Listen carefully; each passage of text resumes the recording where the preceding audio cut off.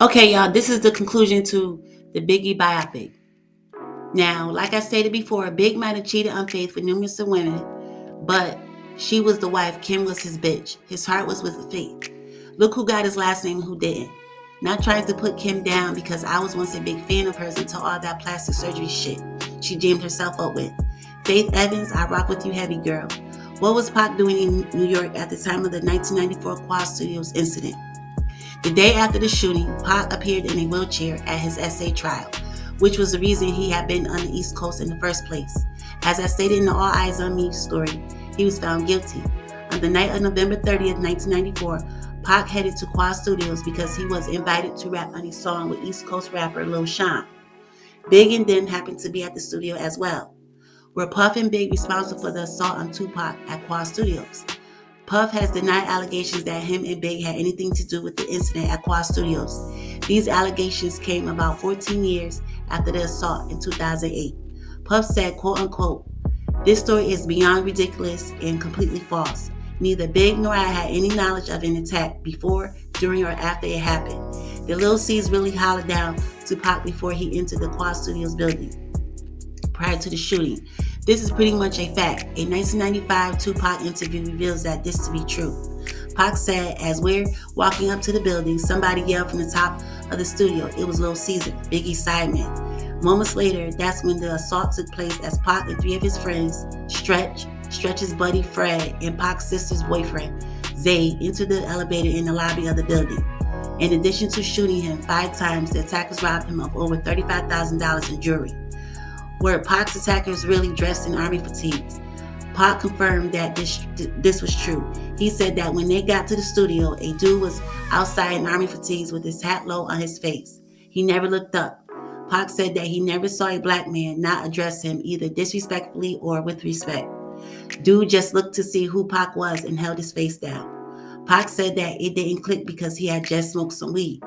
Pac entered the lobby when he also noticed another man who appeared to be in his 30s, sitting at a table reading a newspaper. Pac pressed the elevator button, turned around, that's when the men came out with the 2 identical 9mm. Did Tupac really take the elevator up to the floor that Big was on, demanding to know who set him up? Fact. After being shot 5 times, Pac really did make it upstairs in real life. He paced and ranted, demanding to know who set him up. Andre Harrell, Big, Puff, along with nearly 40 other niggas, were present in the studio. Pac said that he was numb and couldn't comprehend the situation. Did Pac get shot in the head like in the movie? Yes, he did. He was shot twice in the head, twice in the private area, and once in the hand. He was treated at Bellevue Hospital. The following morning, just hours after surgery, he checked himself out of the hospital against doctor's orders. Did Big really walk with a cane as a result of a car accident? Yes, the accident really did occur while Lil C's was driving. Big had to have a rod put in his leg, which left him unable to walk during the 2 months of recovery. Eventually, he was able to walk again, but with the assistance of a cane. Big was walking with the cane in the video for Hypnotize. Who knew? I thought it was part of the video.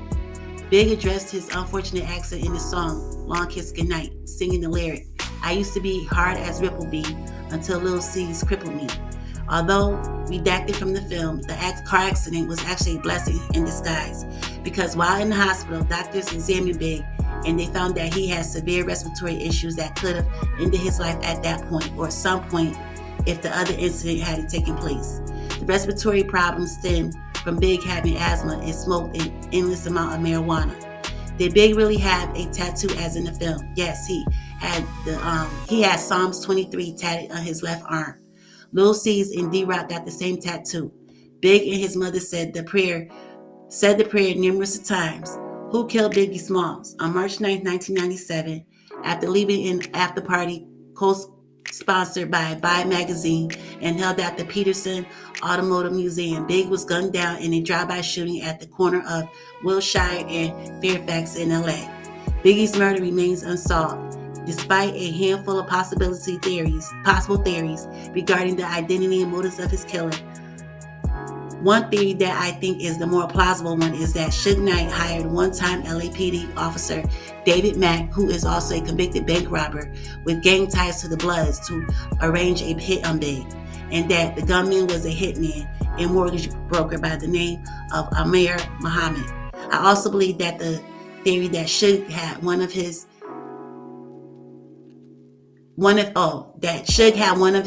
BMs impersonate an attorney when he was incarcerated, and he had her hire someone to kill Big because Pac was already gone, and because of the East Coast West Coast beef that they had going on. Eyewitnesses described the lone gunman as an African American male in a suit and a bow tie. Investigators believe that the assassination may have been a professional one. Big's sophomore album, Life After Death, was released posthumously 16 days after his untimely demise. Was Big's funeral procession really through Brooklyn? Yes. In fact, the film shows actual footage of his funeral procession. The procession took place through his childhood neighborhood on the streets of Fort Greene and ended in the Bedford-Stuyvesant section of Brooklyn. The crowd broke out into a riot when someone said his song Hypnotized blaring throughout the hood. What did Puff think of the film? Puff was an executive producer of the film. Going to see the movie was the hardest thing that he had ever had to do. It opened up so many wounds. Was Big supposed to be in LA on the night of his death? No. Puff said that morning he got a call from Big. He was supposed to be in London. Big told Puff that he wanted to go with him to the Biopic party in LA to celebrate his second album. The call plays over and over in his head. Puff reflects on what would have happened if Big would have just got on the plane to London. How did the real Lil' Kim feel about her portrayal in the film? Kim felt that the script portrayed her unfairly. She said that the studio and producers were more concerned about painting her as a character to create a more interesting storyline instead of a person with talent, self-respect, and who was able to achieve her own success through her hard work. Miss Wallace came for Lil' Kim in an interview. This is not Lil' Kim. This is not a Lil' Kim movie. This is a Christopher Wallace movie. It has nothing to do with Lil' Kim. If she's disappointed and upset, that's her problem. Puff said that Kim's character was portrayed inaccurately as well. Prior to Jamal Willard's starring role, was he shot in the derriere? Yes, he was shot in the ass. On his way to the hip-hop studio radio station Hot 97 in 2006. Willard was a local rapper back then, and he was scheduled to do an interview with DJ Funkmaster Flex. Did a shooting take place at a Notorious movie screening attended by the actor who played Big?